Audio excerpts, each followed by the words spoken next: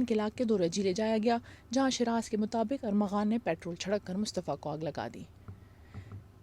اس بیان کے بعد پولیس کو ارمغان کے گھر سے خون کے 2 نمونے ملے، جن میں سے ایک کا سیمپل مصطفیٰ کی والدہ جبکہ دوسرا انجلین نامی لڑکی کے خون سے میچ ہوا۔ انجلین کے بارے میں بتایا جا رہا ہے کہ اسے ارمغان نے 6 جنوری کو شدید تشدد کا نشانہ بنایا تھا اور اس کا جنسی استحصال بھی کیا تھا، جس کے بعد وہ اسپتال میں داخل ہو گئی تھی۔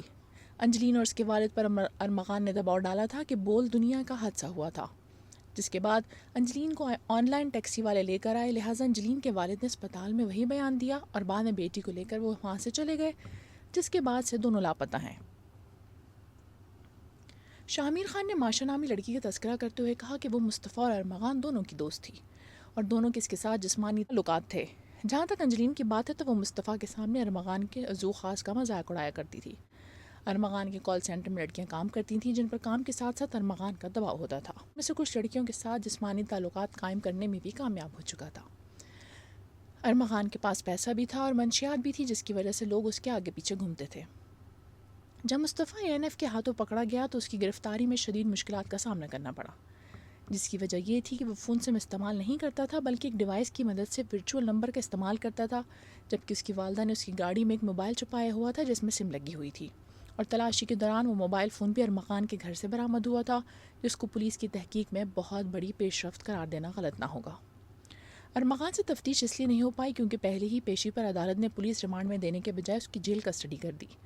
تاہم بعد میں جب پولیس کی کسٹڈی مل گئی تو ارمغان نے اپنے جرم کا اعتراف کر لیا اور شراز کے بیان کے مطابق اس نے ساری باتیں مان لیں۔ جہاں تک ارمغان کے لیپ ٹاپس کی بات ہے تو وہ عرصہ دراز سے بند تھے اور یہ اپنا ڈیجیٹل مائننگ کا سیٹ اپ ہنزا منتقل کرنے والا تھا، جہاں تمام کام مکمل ہو چکا تھا۔ ارمغان ہر ماہ 3 چکر ہنزا لگاتا تھا۔ لیپ ٹاپ سے ڈیٹا نکالنے کے لیے سائبر کرائم کی مدد لی جا رہی تھی۔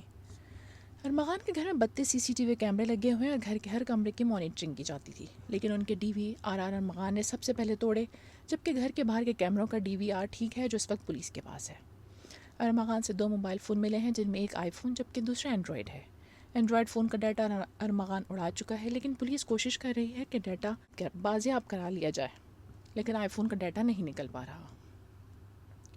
ارمغان کے گھر سے 2 تجوریاں ملی ہیں جن کو ڈیجیٹل لاک لگے ہوئے ہیں، جن کا لاک کوڈ ابھی تک ارمغان نے نہیں بتایا، جس کی وجہ سے وہ کھل نہیں سکے۔